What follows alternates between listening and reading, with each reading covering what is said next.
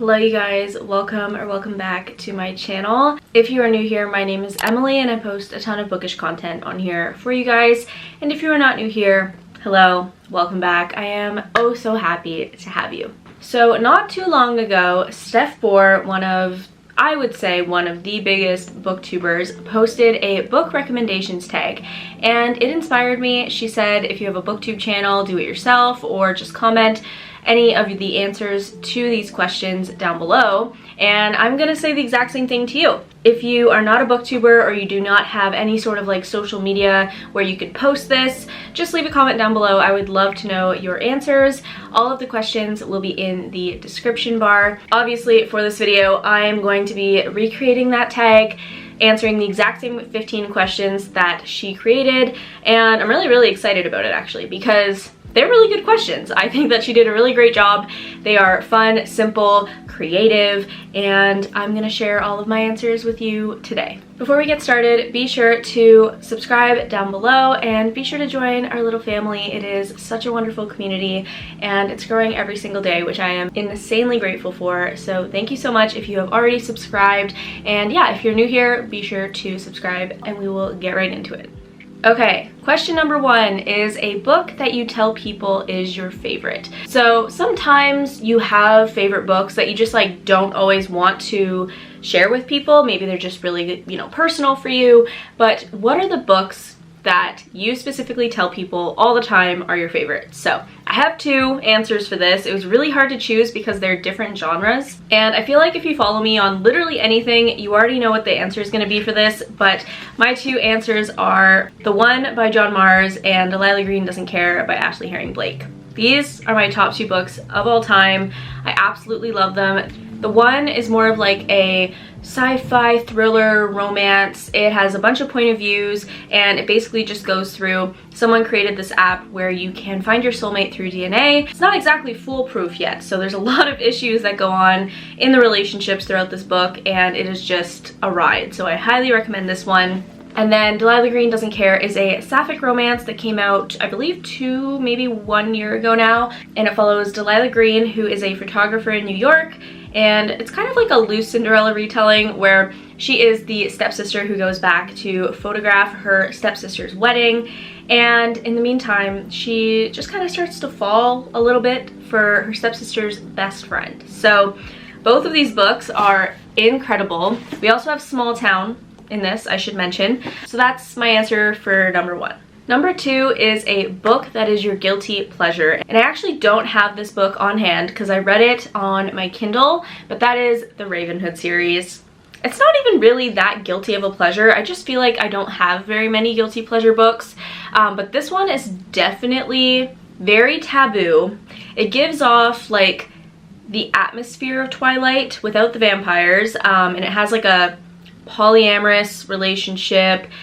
There's love triangles, love squares. It's just like a hot mess and I loved it. Absolutely loved it. I think that this series really did transform my romance experience and it made me want to read more dark romances and spicy romances. So absolutely love the Ravenhood series, but I guess out of everything I've read, it is my guilty pleasure. Number three is a book that everyone loved, but I just did not love. Again, it says it in the question or in the tag, but a lot of people enjoyed this book and I personally just could not get on board. It made me feel uncomfortable. The magical realism in this book just wasn't it for me. One Italian Summer. I adore Rebecca Searle, don't get me wrong. I think that she's an amazing author and a really sweet person, but this book just wasn't for me. A lot of people love it, but I did not. Next up is a book that I read the fastest, and one, I just want to do an honorable mention for the Heartstopper series because I actually read this online, so I don't have it in person, but that one, like literally all of the books I think I read in like a day and a half because it's a graphic novel, easy, adorable, and I absolutely loved that series. But if I had to choose an actual novel, it would be November 9 by Colleen Hoover. I read this on November 9, obviously, like everyone does every year, and I finished it on November 9. So I read this in not necessarily one sitting, but in one day, which is really fast for me. I feel like I usually take at least 2 or 3 days to finish a book, so this one was one of those, and it does not go unnoticed. I really do like this book. I know that some people just really don't like Ben, and I totally understand why, but I personally loved him, and I love this book. So yeah, that is the book I read the fastest. Number 5 is a book that deserves more hype, and honestly, I don't see this book anywhere online, and one of my friends recommended this to me, and I am blanking on who did, but thank you so much because it was amazing, and that is It's Been a Pleasure, Noni Blake. I am obsessed with this book. I gave it a 4 out of 5. This one follows Noni Blake, and she's kind of going through a midlife crisis, if you will. So she parties, she sleeps around, she meets a guy, he's on the other side of the world, and it's a whole hot mess of a story, but she really just comes into her own, and it's really, really beautiful, funny, witty, the relationship is cute, and yeah, I don't really have any bad things to say about it, and I think more people should read this. So obviously from the cover, maybe you'd want to read it in the summer. I would highly recommend picking this one up. Please read it, it's really good. Number 6 is a book that is being adapted into a TV show or a movie, and I think we all know what book I'm going to be showing right now. Daisy Jones and the Six. This comes out and I'm not even kidding, like 1 week, and I am so excited. I'm gonna cry. I literally cannot contain my excitement. This was one of my top 5 books last year. I loved this book. It is written like a interview basically, so you get everyone's points of views in an interview style, and it's just about rock and roll, heartache, drugs, love, connection with people. It is just such a good book, and it follows Daisy Jones and the Six, so a band and one girl who come together as one band and create the biggest rock and roll band of all time. So it literally feels like you're reading real people when you read this, and that's why I'm just so excited for the show to come out. I believe it comes out on Amazon, but I'll put it here if I'm wrong. So yeah, very excited about this one. Number 7 is a book that I have reread the most, and to be quite honest, I have not reread a single book ever. But I do plan on it this month actually, and that is going to be The One. So that one I guess can be considered because I will be rereading it. But yeah, I don't know why, I just don't really reread books. There's so many books that I want to read that it just, there's not enough time, you know? Next up is a book from a genre that I do not normally read, and I used to read this genre quite a bit, but nonfiction, just in general, I mean, general nonfiction, self-help, I don't really read that stuff anymore. While I want to read some of it this year, it's just like not really my thing.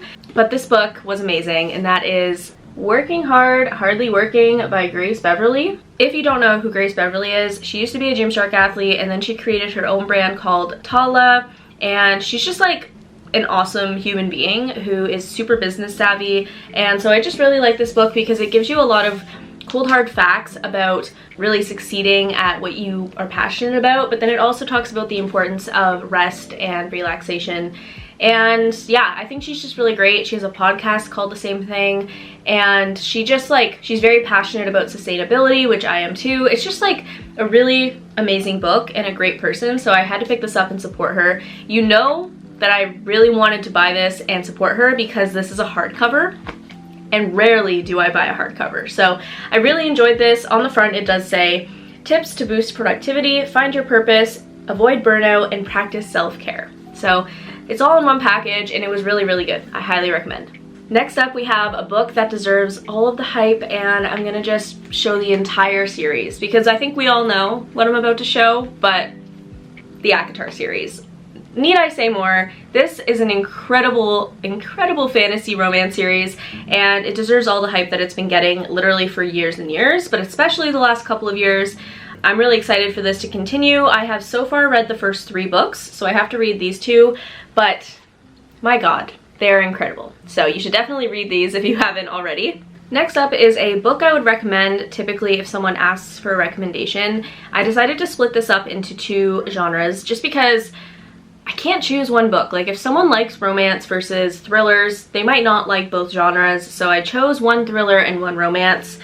For the thriller, I chose In My Dreams I Hold a Knife. It has a nice tinge of dark academia, a little bit of romance in there. Mostly it's just drama and a thriller. So I really, really love this book. I gave it a 5-star last year. It was an honorary mention as one of my favorite books, And so when I'm at Indigo, for example, if someone comes up to me and they're like, hey, I really just want a thriller, something that's gonna grip me, I typically recommend this one. So I'm gonna recommend it to you too. And then for the romance person, I am obsessed with Reminders of Him by Colleen Hoover. So I usually tend to recommend this one at work as well, especially for someone who's like, I've never read Colleen Hoover before, what should I read? I typically recommend either It Ends With Us or Reminders of Him. I just feel like they're both amazing books, and this one is just one of my all-time favorites from her. There is actually one that I just read recently, which is on this list for a different tag, so it will be mentioned soon, and it was amazing. But yeah, this one I've been recommending a lot to people. Next up is a book that has your favorite characters. And so speaking of that other Colleen Hoover book, I just finished reading Hopeless, and I really liked Sky and Holder. I just loved their relationship at such a young age. I feel like they just dealt with the traumatic things so well. They made decisions really nicely together. Their relationship seems relatively healthy considering everything that they went through.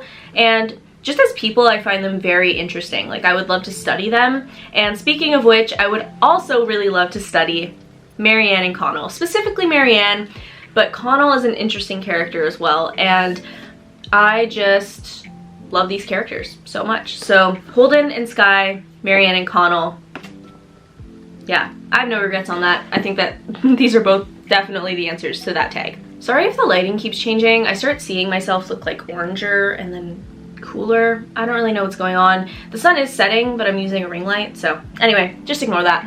This one I had a really hard time with. So it's a book that you wish you could live in. And I really wanted to choose a fantasy book, but I also know the chances of me surviving in a fantastical world would be very minimal. I just feel like I would not do well with like wars and stuff, which typically happen in fantasy books. So I decided to go a more realistic route, and I chose Maggie Moves On by Lucy Score. I really like this book. It wasn't like a favorite or anything, but I think I chose it because the main character, Maggie, is a international like house renovator and an influencer, and she just like goes around America renovating houses on her YouTube channel, and that would be amazing. Just traveling the country doing that. So I decided to pick this one for the tag, but I really wish I could have a better answer. I just don't. So yeah. Next up is a book that I thought I would hate, but I ended up really, really loving, and I'm just gonna show the entire series here.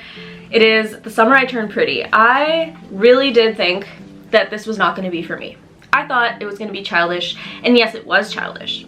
Well, Belly's childish, but I really loved the story. I think that it was heartfelt, entertaining, the romance was still really good. There's a lot of teenage angst, which is good. And yeah, I've only read the first, oh my god, I've only read the first 2 books so far, and I have yet to read the last one. I am terrified to read this one because I know that it's gonna ruin a character for me. But that being said, the whole series itself was actually way better than I expected. I thought I was gonna hate it, but I ended up really liking it. We have 2 more to go. The second last one is a book that made me cry, and would it be a tag without The 7 Husbands of Evelyn Hugo? I mean, on multiple occasions I cried during this book. I could have chosen a lot of different books for this, but I just really do feel like my heart broke for Evelyn Hugo, my heart broke for Monique, my heart broke for a lot of characters in this book, and I cried multiple times, so I really needed to bring it up. I'm sure everyone knows what this is about, but Monique is an interviewer for a magazine or like a publishing company, and she interviews famous actress Evelyn Hugo about her life, career, 7 husbands she's had throughout her life, and it just takes you through that, and it's a wild ride for sure. So be prepared to be very emotional if you decide to read this. And the last one is a book that you could read for the first time. We're just gonna go full circle here, and I'm gonna say Flock from the Ravenhood series. Like I said, that book just really did change the game for me with reading romance, and I do really want to read it again for the first time. Like, that would be a dream for me, because I just feel like it's not going to hit the same the second time, but I'm hopeful. And I do plan on rereading it maybe this year. But yeah, that was the last question in this tag. I literally have books just all over the ground right now. It is a mess in here, so I'm gonna clean it up. But before I go, thank you so much for watching, and thank you to Steph Bohrer for creating this book recommendation tag. It was really fun to record and pick out all the books. Be sure to like this video, subscribe, and comment all of your answers down below because I would love to know. And be sure to look out for another video coming this Friday. I post every single Friday. I will see you guys in the next one. Bye!